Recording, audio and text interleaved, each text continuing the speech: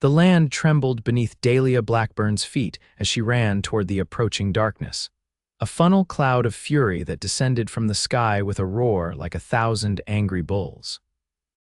Her heart hammered against her ribs, sweat and tears streaming down her dirt-smeared face as she fought against the violent wind. 23 years of life had not prepared her for this moment, watching everything she had worked for disappear in nature's wrath. Nebraska Territory, 1867. The land that had promised so much now threatened to take it all away. "Papa's house," she screamed, though her voice was swallowed by the howling wind. The modest homestead her father had built with his own hands before the fever took him last winter stood directly in the tornado's path. She had promised him on his deathbed that she would make the farm thrive, that his legacy would continue through her determined hands. Now she could only watch, helplessly pinned against the trunk of an old cottonwood tree at the edge of her property, as the funnel cloud tore across the plains and engulfed her home. The sound was deafening, wood splintering, glass shattering, metal twisting. The roof peeled away first, then the walls collapsed inward like a house of cards. Her father's rocking chair, her mother's china cabinet, the portrait of her parents on their wedding day, all sucked up into the vortex of destruction. And just as quickly as it had come, the tornado moved on, leaving behind a wasteland where her life had once stood. Dahlia stumbled toward the ruins, her legs barely supporting her. The dress she wore, one of only 3 she owned, was torn and mudded. Her long auburn hair had come loose from its pins and whipped wildly around her face. But it was not her appearance that concerned her as she surveyed what remained of her home. It was the crushing realization that she had failed her father's final wish. "No," she whispered, falling to her knees among the debris. Her hands shook as she picked up a fragment of her mother's china plate, the blue willow pattern now just a jagged shard. "Please, no."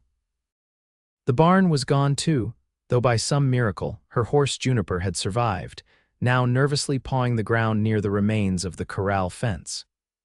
The chicken coop had vanished entirely, and with it, her primary source of income, the eggs she sold in town each week.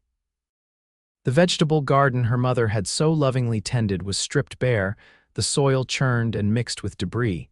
Night was falling fast, and with it came the bitter reality of her situation. Dahlia had nowhere to sleep, little food, and only the clothes on her back. The nearest neighbor was 5 miles away, and town was twice that distance.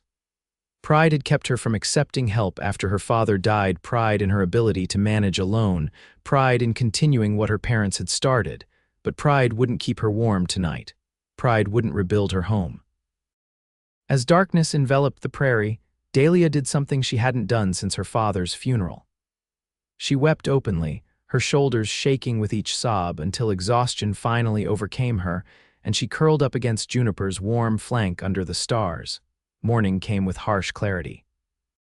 Dahlia awoke stiff and cold, her eyes swollen from crying.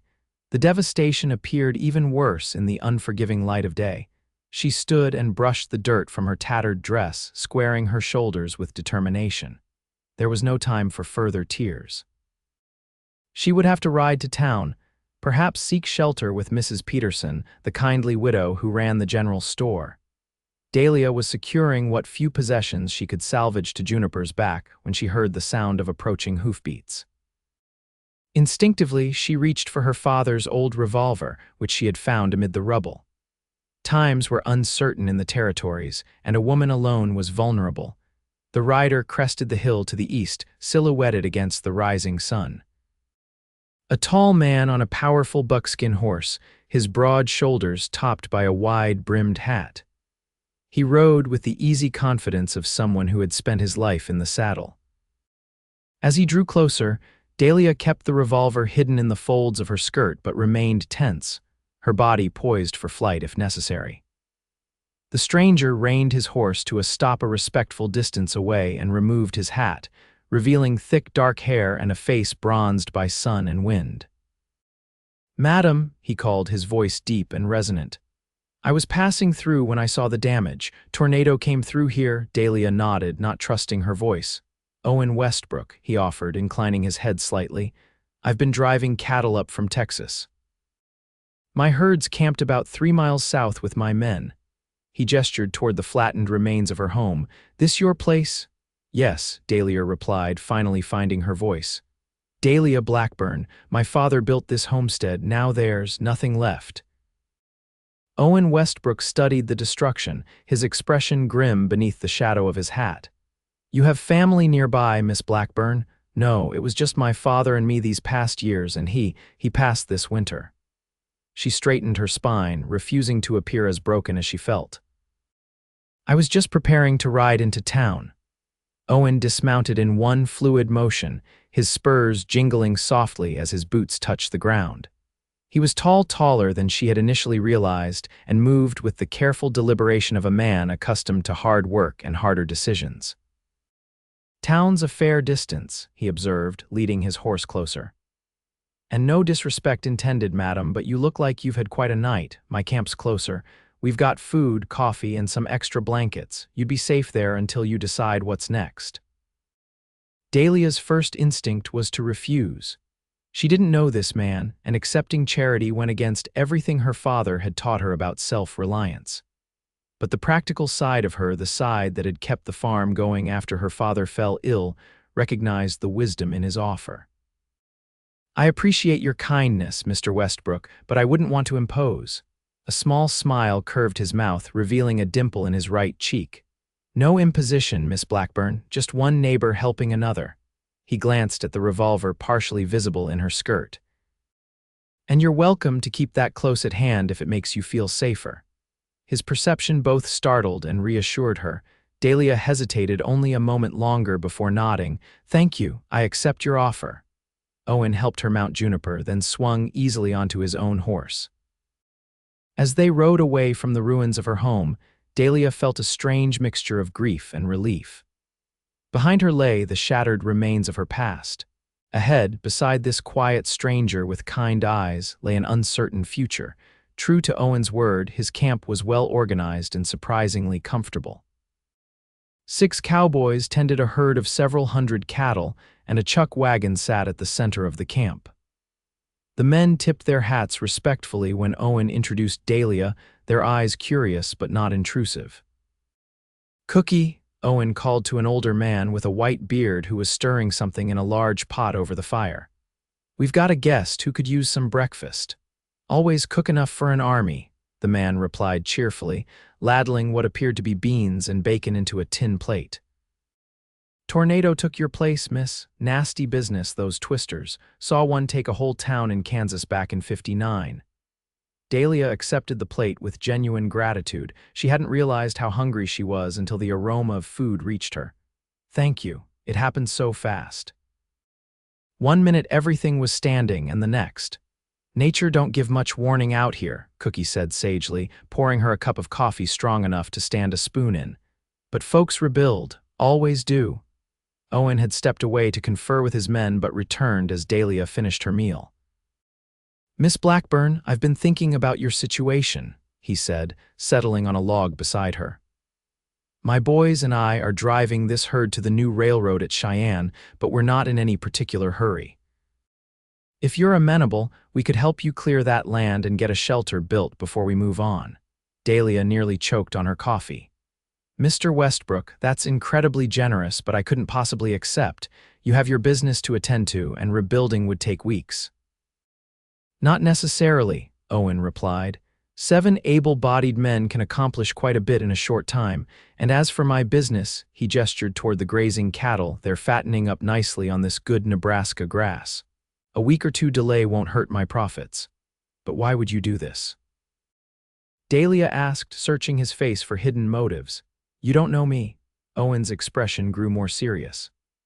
When I was 16, my family's ranch in Texas was hit by a flood, lost everything house, barn, most of our livestock. Neighbors came from 50 miles around to help us rebuild. My pa tried to refuse, same as you're doing now. He smiled slightly at the memory. My ma told him that pride was a poor substitute for a roof when the rain came. His story resonated with Dahlia. She had been raised to be independent, but her father had also taught her about community, how settlers on the frontier relied on each other in times of need. Besides, Owen continued. "I've got skilled men here." Rodriguez was a carpenter before he took to the trail. "Johnston can split logs faster than any man I've seen. And Cookie here," he nodded toward the cook, who was now washing dishes, "well, he keeps us fed better than most fine establishments in San Antonio." Dahlia looked at her hands, calloused from farm work but still feminine. She knew she couldn't rebuild alone. The nearest town was small, with few men to spare for such a project, especially with harvest season approaching. "If I accept your help," she said slowly, "I insist on compensating you somehow." Owen shook his head. "Not necessary." "It is to me," Dahlia countered firmly. "My father always said debts should be paid." "Your father sounds like a wise man," Owen conceded. "Tell you what will help you rebuild, and you can cook for my crew while we're working."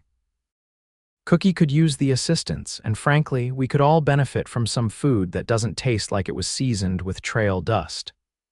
The arrangement seemed fair enough, though Dahlia suspected she was getting the better end of the deal. Still, it would allow her to maintain some dignity. "Very well, Mr. Westbrook, we have an agreement."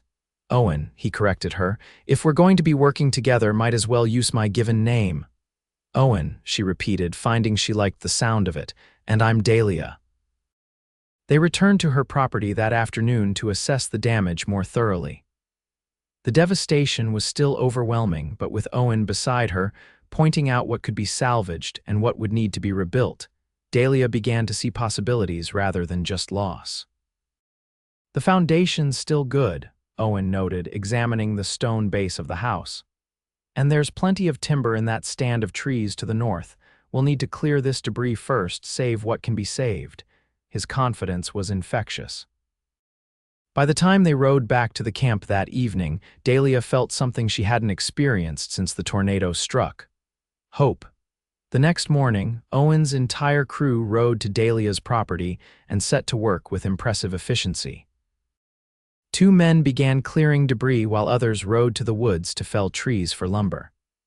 Owen himself worked alongside them. His shirt soon darkened with sweat as he hauled away broken beams and shattered furniture. Dahlia worked just as hard, salvaging what she could from the ruins. She found her mother's silver hairbrush, miraculously intact, and clutched it to her chest like a talisman. Later, she uncovered her father's Bible, its pages damp but legible. Each recovered item felt like reclaiming a piece of her history. At midday, she and Cookie served a hearty meal to the men. Dahlia had ridden to a neighbor's farm early that morning to borrow supplies, swallowing her pride to explain her situation. Mrs. Johansson, whose farm had been spared by the tornado's capricious path, had generously provided flour, coffee, bacon, and eggs. "This is the best meal I've had in months," declared Rodriguez, a wiry man with a quick smile as he savored Dahlia's biscuits. "Cookie, you might be out of a job." "Hush, you ungrateful coyote," the old cook retorted good-naturedly. "Who fed you all winter when you couldn't tell flour from saddle soap?" The men's easy camaraderie reminded Dahlia of evenings with her father, when neighbors would gather for barn raisings or harvest celebrations. She hadn't realized how lonely she'd been these past months until now, surrounded by laughter and conversation. Owen sat slightly apart, his plate balanced on his knee as he studied a rough sketch he'd drawn in the dirt. Dahlia brought him a cup of coffee and peered at his drawing. "What's this?" she asked.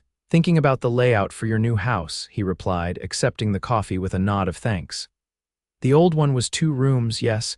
I'm thinking we could do 3, give you a proper bedroom, a kitchen, and a sitting area. Small but solid." Dahlia blinked in surprise. "You're planning a larger house than before. Doesn't take much more work to add a bit of space," Owen explained. "And winters are cold here. A 3rd room gives you more buffer against the weather." He hesitated, then added, "Of course, it's your house. Build it however you want." "No, your plan makes sense," Dahlia said quickly. "I just didn't expect such thoughtfulness." Owen's eyes met hers and something warm passed between them. "Everyone deserves a proper home, Dahlia." The way he said her name sent an unexpected flutter through her chest. Dahlia quickly attributed it to gratitude and turned the conversation to practical matters. "Will we have enough lumber?" "More than enough," Owen assured her. Johnson and Ellis are already cutting trees. We should have the frame up by tomorrow if the weather holds." True to his word, by the following evening, the skeleton of a new cabin stood where rubble had been just days before. The men worked with focused determination, and Owen proved to be a natural leader, anticipating problems before they arose and finding solutions with quiet efficiency. Dahlia, meanwhile, established a temporary kitchen near the worksite, cooking meals that the men devoured with enthusiastic appreciation. Between cooking duties, she helped clear smaller debris, planted a new vegetable garden using seeds Mrs. Johansson had provided, and began reconstructing the chicken coop with salvaged wood. On the third day, as Owen was helping her set posts for a new corral fence, Dahlia found herself studying him when he wasn't looking. His movements were precise and economical, his hands strong yet capable of surprising gentleness when the task required it. He spoke little but listened intently, and when he did offer an opinion, it was thoughtful and considered. "You're good at this," she observed as he tamped earth around a fence post, "building things." Owen straightened, wiping sweat from his brow with his forearm, "Learned from my father." He believed a man should know how to create, not just destroy. "A wise philosophy," Dahlia replied, handing him the canteen of water she'd brought. "Your mother must be proud of the man you've become." A shadow crossed his face. "Both my parents died in a Comanche raid when I was 18. That was after we rebuilt from the flood, had to sell the ranch to pay off my father's debts, been driving cattle ever since." "I'm sorry," Dahlia said softly, understanding his loss in a way few others could. "It seems we have something in common then." Owen nodded, his eyes meeting hers with quiet recognition. "Makes you grow up fast, losing family." "Yes," she agreed, "and makes you appreciate what remains even more." They worked side by side for a moment in companionable silence before Owen spoke again. "You've done well here, maintaining this place on your own. Most women would have sold up and moved to town after losing their father. This land was his dream," Dahlia explained, gesturing to the rolling prairie around them. "He brought us here from Pennsylvania when I was 12, said a person could breathe out here. My mother never quite adapted, she died of pneumonia our second winter, but father and I thrived." She smiled at the memory. "He taught me everything, how to plant by the moon, how to birth a calf, how to drive a plow. Said there was no reason a woman couldn't do what a man could given the chance." "He was right about that," Owen replied, a note of admiration in his voice. "You're proof enough." His words warmed her more than they should have. Dahlia reminded herself that Owen and his men would soon be moving on, continuing their journey north with their cattle. This brief interlude of companionship was temporary, a kindness of fate but nothing more. Yet as the days passed and the cabin took shape, Dahlia found herself increasingly drawn to the quiet cowboy. He never presumed or overstepped, maintaining a respectful distance even as they worked closely together. But she noticed how his eyes followed her movements, how he seemed to position himself nearby when strangers approached the property, how he listened with genuine interest when she spoke of her plans for the farm. By the end of the week, the cabin was nearly complete, a sturdy structure of hewn logs with a proper stone chimney, tight-fitting windows salvaged from an abandoned homestead several miles away, and a new door that Rodriguez had crafted with surprising artistry. It was simple but solid, built to withstand the prairie's harsh elements. "Should have a roof on by tomorrow," Owen told her as they sat by the campfire one evening, the crew having returned to tend the cattle herd. "Floor's already in, you'll be able to move your things inside the day after." Dahlia looked up at the starry sky, then back at the silhouette of her new home. "I still can't believe how quickly you've accomplished all this." "Many hands make light work," Owen replied, poking the fire with a stick. "Besides, my men were happy for the change of pace. Driving cattle is monotonous business. Still, I can never repay this kindness," Dahlia said softly. Owen was quiet for a long moment, staring into the flames. "There is something I've been meaning to ask you," he finally said, his voice uncharacteristically hesitant. Dahlia's heart quickened. "Yes, your vegetable garden. I noticed you're planting pumpkins and squash. The mundane nature of his question caught her off guard. Yes, they store well for winter. Owen nodded thoughtfully. My mother used to make a pumpkin pie that would make grown men weep. I don't suppose you know how to bake pies, Dahlia couldn't help laughing. Is that your roundabout way of asking for pie, Mr. Westbrook? A smile tugged at his mouth. Perhaps. Been a long while since I had home baking that wasn't cookies biscuits, good as they are. Well, as it happens, I do bake pies. My mother's apple pie won ribbons at the county fair back in Pennsylvania.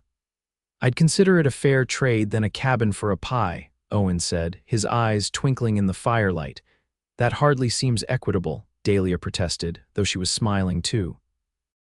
Value is in the eye of the beholder, Miss Blackburn, Owen replied, and right now a home-baked pie sounds more precious than gold. Their conversation was interrupted by the arrival of Johnston, one of the cowboys, riding hard into camp.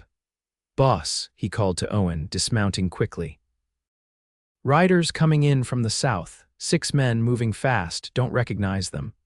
Owen was on his feet instantly, his relaxed demeanor replaced by alert vigilance. Cattle rustlers, maybe, they've been hitting herds all along the trail, he turned to Dahlia. Stay here by the fire. If there's trouble, run for the trees and hide. Before she could protest, he was striding toward his horse, checking his revolver as he walked. Johnston followed, and within moments, they had disappeared into the darkness. Dahlia remained by the fire, her earlier contentment replaced by anxiety. The territories were still wild, law enforcement scattered and often ineffective. Rustlers, outlaws, and desperate men roamed freely, taking what they wanted by force. Nearly an hour passed before she heard horses approaching again.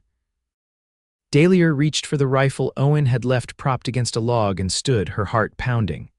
It's us, Owen's voice called out, and relief flooded through her. He rode into the circle of firelight, followed by Johnston and another cowboy named Farley. False alarm. Just a group of settlers headed for Oregon. They're camping by the creek tonight. Thank goodness, Dahlia said, lowering the rifle. I was worried. Owen dismounted and approached her, his expression serious. Your concern was justified. This is still frontier country, Dahlia. Once we move on, you'll be vulnerable out here alone. The reminder of their impending departure sent an unexpected pang through her. I managed before, she said, trying to sound more confident than she felt. Before you had a house to protect, Owen pointed out.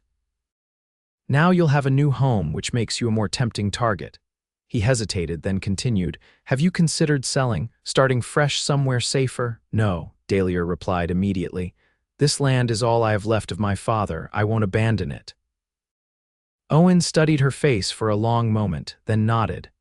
I respect that. Just be careful. Keep that rifle close and your doors barred at night. His concern touched her deeply. Most men would have tried to convince her that a woman had no business living alone on the frontier. Instead, Owen offered practical advice, respecting her decision even as he worried for her safety. That night, as Dahlia lay in her makeshift tent for what would be one of the last times, she found herself thinking of Owen Westbrook, his quiet strength, his unexpected kindness, the way his eyes crinkled at the corners when he smiled. In less than 2 weeks, he had become important to her in ways she hadn't anticipated, and soon he would be gone, continuing north with his cattle drive, perhaps never to pass this way again. The thought left an emptiness in her chest that she wasn't prepared for. Morning brought clear skies and renewed activity. The roof was completed by midday, and the men turned their attention to finishing details: a front porch, shutters for the windows, shelves built into the walls. By evening, the cabin stood complete, a testament to skilled hands and hard work. It's beautiful, Dahlia whispered as she stood before her new home, tears welling in her eyes despite her best efforts to contain them. What had begun as a simple shelter had evolved into something more, a home crafted with care and attention to detail. It'll keep you warm and dry, Owen said, standing beside her. Chimney draws well, so you shouldn't have smoke problems in winter. I don't know how to thank you, Dahlia said, turning to face him. All of you, she added, including the cowboys who stood nearby, looking pleased with their work. We've already been thanked, Rodriguez replied, patting his stomach. Best eating we've had on the trail, worth every splinter and sore muscle." The men laughed in agreement, and Owen announced they would celebrate with the whiskey he'd been saving for special occasions. As darkness fell, they gathered around the fire outside Dahlia's new cabin, passing a bottle and sharing stories of trails and adventures across the West. Dahlia savored these moments, knowing they were fleeting.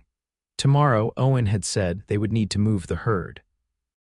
They had already stayed longer than planned. As the evening progressed, the men gradually retired to their bedrolls until only Dahlia and Owen remained by the dying fire. The night was clear, stars scattered across the sky like diamond dust on black velvet. "Will you be all right here?" Owen asked, his voice low. "Truly," Dahlia nodded, though uncertainty flickered within her. "I've never been afraid of hard work or solitude." "That's not what I asked," Owen said gently. She met his gaze directly. "I'll miss the company," she admitted. "It's been nice not being alone." Owen looked into the embers, his profile strong in the fading light. "When I first saw this place after the tornado, I thought only of helping someone in need, the way others once helped my family." He paused, seeming to choose his next words carefully. "I didn't expect to find it so difficult to leave." Dahlia's breath caught. "Owen, I know it's sudden," he continued, now looking directly at her. "We've known each other barely 2 weeks, but in my line of work you learn to measure people quickly, their character, their heart." His voice deepened. "I've never met anyone quite like you, Dahlia Blackburn, nor I you," she replied softly. "I have to take these cattle to Cheyenne," Owen said. "Contracts and commitments can't be broken, but after that." He hesitated, then pressed on. "I could come back if you wanted." Hope bloomed in Dahlia's chest, fragile but insistent. "What are you saying, Owen?" He reached for her hand, his calloused fingers gentle against hers. "I'm saying I'd like to court you properly, Dahlia. To see if what I'm feeling, what I think we both might be feeling, could grow into something more." The directness of his words both startled and pleased her. There was no artifice to Owen Westbrook, no games or hidden meanings. "I would like that very much," Dahlia replied, surprised by the steadiness of her own voice despite the racing of her heart. Owen's smile transformed his face, erasing the lines of worry and weariness. "I'll be gone 2 months, perhaps 3. Will you wait that long?" "Yes," Dahlia said without hesitation. "This land has taught me patience, if nothing else." He lifted her hand and pressed his lips to her knuckles, the gesture old-fashioned and courtly. "Then I have something to return for." The next morning brought farewells that were more difficult than Dahlia had anticipated. The Cowboys, who had been strangers just days ago, now felt like friends. They mounted up with tips of their hats and promises to return someday to taste her cooking again. Owen was the last to leave, lingering as his men started moving the cattle. He had given Dahlia a small wooden box the night before, carved by Rodriguez. "For keepsakes," he'd explained. Inside, she'd placed her mother's hairbrush, her father's pocket watch, and the pressed flower Owen had picked for her days earlier. Now he stood before her, his horse saddled and ready. "I meant what I said last night," he told her, his voice low and earnest. "I'm coming back, Dahlia." "I'll be waiting," she promised. "The pumpkins should be ripe by then." He smiled at the reference to their earlier conversation. "Save one for that pie."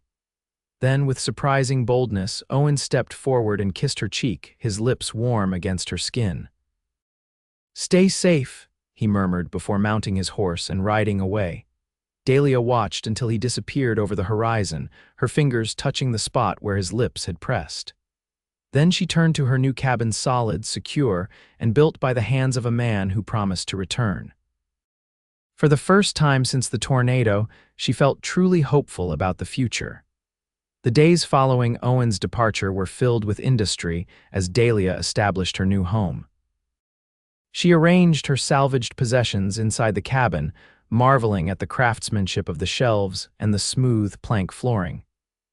She completed the chicken coop and traded with a neighbor for 6 hens and a rooster to replace her lost flock.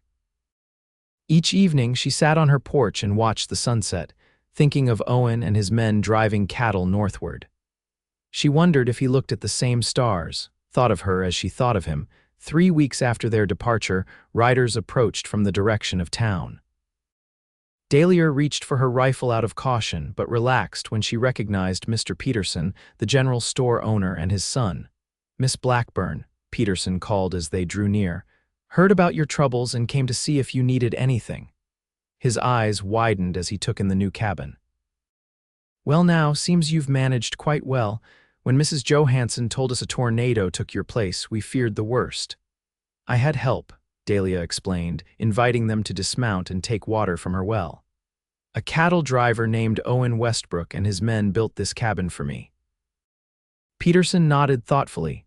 "Westbrook, you say? Think I met him when he came through town for supplies. Tall fellow, serious sort." "That's him," Dahlia confirmed, unable to keep a certain warmth from her voice. Peterson exchanged a knowing glance with his son. "Good man, by all accounts. Paid fair prices, treated my clerks with respect." He cleared his throat. "Actually, Miss Blackburn, we brought something for you. Came on the last mail coach." He reached into his saddlebag and produced a small package wrapped in brown paper. "Addressed to you, care of the general store." Dahlia accepted it with surprise. She rarely received mail. The package was light, tied with string, her name written in an unfamiliar hand. "Thank you for bringing it all this way." "No trouble. We were checking on the Wilsons anyway, their boy's been sick." Peterson declined her invitation to stay for coffee, saying they needed to return to town before dark. After they departed, Dahlia sat on her porch steps and carefully unwrapped the package. Inside was a small leather-bound journal and a brief note. "Dahlia, thought you might want to record your new beginning. Every good story deserves to be remembered." Owen, the thoughtfulness of the gift brought tears to her eyes. She opened the journal, running her fingers over the blank pages, already imagining what she would write.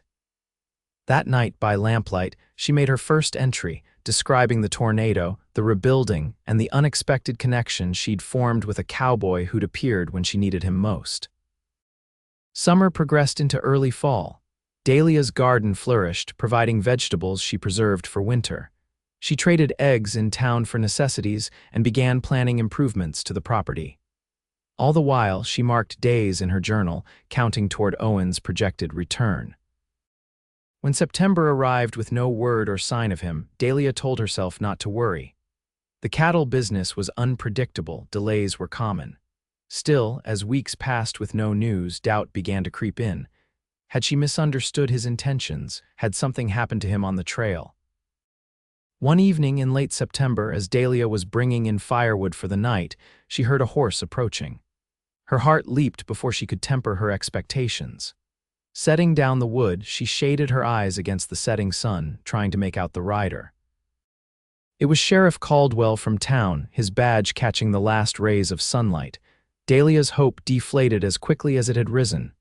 "Evening, Miss Blackburn," the sheriff greeted her, removing his hat. "Fine place you've got here, heard about the tornado, glad to see you back on your feet."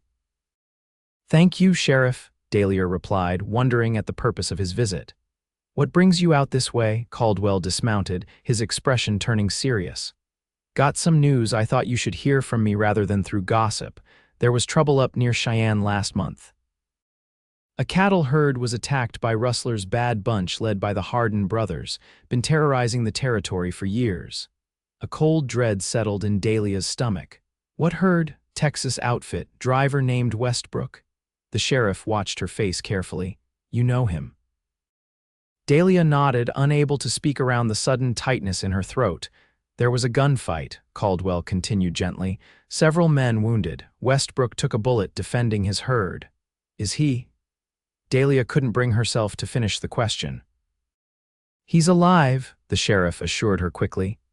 "Or was when my report came in. Bullet took him in the shoulder. They got him to a doctor in Cheyenne." Relief washed over Dahlia so intensely she had to sit on the porch steps. "Thank God," she whispered. "Word is he lost some cattle but fought off the rustlers. Army patrol finally showed up and captured 2 of the Hardin gang." Caldwell replaced his hat. "Thought you should know, since I heard he and his men helped rebuild your place. Good folks are scarce enough out here, we should keep track of them." "Yes," Dahlia agreed, gathering her composure. "Thank you for riding all this way to tell me." After the sheriff departed, Dahlia sat on her porch long into the night, her mind filled with images of Owen wounded and far from home from her. She wished desperately that she could go to him, but Cheyenne was over 100 miles away, an impossible journey for a woman alone. All she could do was wait and pray that he would recover, and remember his promise to return. October arrived with its brilliant colors and cooling temperatures. Dahlia harvested her pumpkins, setting aside the largest one as she had promised Owen. She chopped and stacked firewood, made repairs to the chicken coop, and continued recording her days in the journal he had sent. Each morning, she scanned the horizon, hoping to see a familiar figure approaching on horseback. Each evening, she tried not to feel disappointment when no one came. Then, on a crisp morning in mid-October, as Dahlia was gathering eggs from the coop, she heard the unmistakable sound of several horses approaching. Setting down her basket, she walked around the cabin, her heart pounding with anticipation and fear. 3 riders appeared over the rise, silhouetted against the morning sky. As they drew closer, Dahlia recognized the lead rider's broad shoulders and the distinctive gait of his buckskin horse. Behind him rode Rodriguez and Cookie, the latter leading a pack-horse laden with supplies. Owen reined in his horse a few yards from where Dahlia stood, his left arm supported by a sling beneath his coat. For a long moment, they simply looked at each other, the weeks of separation dissolving in the warmth of their gazes. "You're late," Dahlia finally said, her voice catching despite her attempt at lightness. A slow smile spread across Owen's face. "Had a bit of trouble on the trail, so I heard," she replied, moving closer to his horse. "Sheriff Caldwell brought news of the attack."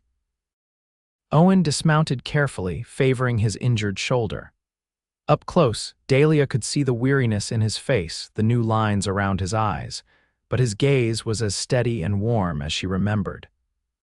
"I would have sent word myself," he said, "but writing's difficult with a bullet hole in your shoulder." "Are you all right?" Dahlia asked, resisting the urge to touch him to assure herself he was really here and whole. "Better now," Owen replied softly. His eyes never left hers as he added, "I told you I'd come back." Behind them, Rodriguez cleared his throat. "Perhaps Cookie and I should see to the horses, Jeef," Owen nodded without looking away from Dahlia. "Good idea." As his men tactfully led the horses toward the small corral, Owen closed the distance between himself and Dahlia. "I've thought of you every day," he said, his voice low and intimate, "of this place, of what could be." "As have I," Dahlia admitted, her earlier reserve melting away. "I was so worried when I heard you were hurt." "It'll heal," Owen assured her. "Doctor says I'll have full use of my arm again by spring." He hesitated, then reached into his coat with his good hand. "I brought something for you." He pulled out a small velvet pouch and placed it in her palm. "Open it." Dahlia loosened the drawstring and tipped the contents into her hand. A gold ring set with a small pearl gleamed in the morning light. "It was my mother's," Owen explained. "My father gave it to her when they homesteaded in Texas. Said it represented their future, something precious growing from adversity, like a pearl from an irritation in an oyster." Dahlia looked up at him, her eyes wide with question and hope. "I know it's fast," Owen said, his usual confidence giving way to vulnerability. "And I'll understand if you want more time, but these past months showed me life's too uncertain to waste time when you know what you want." He took a deep breath. "I want a life with you, Dahlia, here on this land your father loved. I want to build something lasting, something that can weather any storm." Tears blurred Dahlia's vision as the full meaning of his words sank in. "Are you asking me to marry you, Owen Westbrook?" "I am," he confirmed, taking her free hand in his. "I'm asking you to take a chance on a cowboy who never thought he'd find home again until he met you." Dahlia closed her fingers around the ring, her heart so full she thought it might burst. "What about your cattle business?" "Sold my share to my partner after we delivered the herd," Owen replied. "Got a good price too, enough to buy cattle of our own, improve this land." His expression grew serious. "I'm not asking you to give up your independence, Dahlia. This would be a partnership in every sense, your land, my labor, our future." Dahlia looked at the cabin he had built for her, at the land she had fought to keep, and finally at the man before her, steady, honorable, and offering his heart as freely as he had offered his help when she needed it most. "Yes," she said, her voice clear and certain. "Yes, I will marry you, Owen." The joy that transformed his face was answer enough, but he sealed their agreement by leaning down to kiss her, not on the cheek this time, but fully on the lips, a kiss that promised devotion and passion in equal measure. When they finally parted, breathless and smiling, Owen nodded toward the cabin. "I notice you saved a pumpkin," he observed, "large one by the fence." Dahlia laughed, delighted by his remembrance of their conversation, "for pie as promised." "A fair trade," Owen said, his arm sliding around her waist. "A cabin for a pie." "And what do I get in exchange for agreeing to marry you?" Dahlia teased, leaning into his embrace. Owen pretended to consider the question seriously. "Well, I'm pretty handy with a hammer. And Cookie says I snore less than most cowboys." "High praise indeed," Dahlia replied, unable to contain her happiness. From the corral, Rodriguez called out, "Did she say yes, Jeef?" "She did," Owen confirmed, grinning broadly. Cheers erupted from the cowboys, and Cookie announced he would prepare a celebratory feast. As Owen and Dahlia walked toward the cabin hand in hand, she felt a sense of rightness settle over her like a comfortable blanket. The tornado had taken her house and her pride, but in their place, she had found something far more valuable: a partner, a future, and a love strong enough to rebuild from ruins. That evening, as promised, Dahlia baked a pumpkin pie that Owen declared was even better than his mother's, though don't tell her I said so when we meet in heaven someday. They sat on the porch of the cabin he had built, watching the sunset paint the prairie in golds and crimsons, their shoulders touching, their futures entwined. "When should we marry?" Dahlia asked, still marveling at how quickly life could change. "Soon," Owen replied, his fingers laced with hers. "Before winter sets in, give me time to build an addition to the cabin, first another bedroom." His eyes met hers, warm with promise. "For the family we might have someday." The thought of children, their children, filled Dahlia with a bittersweet joy. "My father would have liked you," she told Owen softly. "He always said the measure of a man was not in his words but in what he built with his hands and his heart." "I wish I could have met him," Owen said, thanked him for raising such a remarkable daughter. In the fading light, Dahlia reached up to touch Owen's face, tracing the strong line of his jaw with gentle fingers. "He knows," she whispered. "Somehow, I think he knows." They were married 3 weeks later in the town church, with Cookie, Rodriguez, and the remaining cowboys standing as witnesses. Dahlia wore a new dress of deep blue, ordered specially from Omaha, and Owen looked uncommonly handsome in a black suit that clearly made him uncomfortable, but that he wore without complaint, because a bride deserves a proper groom. By then, Owen had indeed expanded the cabin, adding not just a second bedroom but a larger kitchen where Dahlia could preserve the bounty of next year's garden. The townspeople, who had initially viewed their whirlwind courtship with skepticism, gradually warmed to the couple as they saw the obvious devotion between them. Winter came early that year, blanketing the prairie in snow before November's end. But inside their snug cabin, Dahlia and Owen created a warmth that defied the season's chill. In the evenings, they would sit before the fire, sometimes talking late into the night, sometimes simply enjoying the comfort of each other's presence. "You ever miss the trail?" Dahlia asked one night as wind howled outside their windows. The freedom of it? Owen considered the question, his arm around her shoulders as they shared a quilt. "Sometimes I miss the men, the camaraderie," he admitted, "but not the life itself." It was lonely in its way, always moving, never belonging anywhere. He pressed a kiss to her temple. "This is better, having a place, having you." Spring brought new beginnings. The prairie erupted in wildflowers, and Owen purchased a small herd of cattle to start their ranching operation. Dahlia expanded her vegetable garden and added a flower bed beside the porch. "Because beauty matters as much as practicality," she declared when Owen teased her about the frivolity. They worked side by side through the seasons, their partnership strengthening with each challenge overcome, each success shared. When drought threatened their crops in late summer, Owen devised an irrigation system using water from the creek. When one of their best cows had a difficult calving, Dahlia stayed up all night to save both mother and calf. By their first anniversary, the homestead had transformed. A proper barn stood where the tornado had destroyed the original. The herd had grown, and the first profits from cattle sales allowed them to purchase additional acreage adjoining their property. And Dahlia had news of her own to share. On the evening of their anniversary, after Owen returned from mending fences in the north pasture, Dahlia presented him with a special gift, a tiny pair of knitted booties. Owen stared at them uncomprehendingly for a moment before understanding dawned. "Dahlia," he whispered, his voice thick with emotion. "Are you certain?" She nodded, her eyes shining. "Dr. Wilson confirmed it yesterday. We're going to have a baby in the spring." Owen gathered her in his arms with a gentleness that belied his strength, his face buried in her hair as he struggled to contain his emotions. "A family," he murmured, "our family." That night, as they lay together in the bedroom he had built with his own hands, Owen placed his palm gently over Dahlia's still flat stomach. "Thank you," he said simply. "For what?" she asked, covering his hand with her own. "For waiting, for believing I would return. For making this place a home." His voice deepened. "For loving me." Dahlia turned to face him in the darkness. "I should be thanking you," she replied. "You rebuilt more than my cabin, Owen. You rebuilt my hope when I thought it was lost forever." Their daughter, Emma Rose Westbrook, was born on a perfect May morning, with sunshine streaming through the bedroom window and meadowlarks singing in the fields. She had her father's dark hair and her mother's determined spirit, evident from her first lusty cries.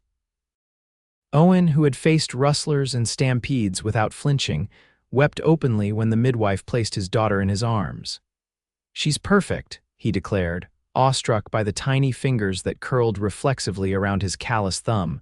As Emma grew, so did the Westbrook ranch. Owen's knowledge of cattle and Dahlia's careful management of their finances allowed them to prosper even when other homesteaders struggled. They hired hands to help with the expanding operation, built a larger house adjacent to the original cabin, which they preserved as a reminder of beginnings. Dahlia insisted, and became respected members of the growing community. Cookie returned to visit each summer, delighting in spoiling young Emma with stories and sweets. Rodriguez settled nearby with a wife of his own, becoming Owen's foreman and trusted friend. The other cowboys from that original crew scattered to various destinies, but most managed to pass through occasionally, always welcomed warmly by the family their former boss had found. 5 years after the tornado that had destroyed Dahlia's home and hopes, she stood on the porch of their new house, watching Owen teach 3-year-old Emma to ride her first pony.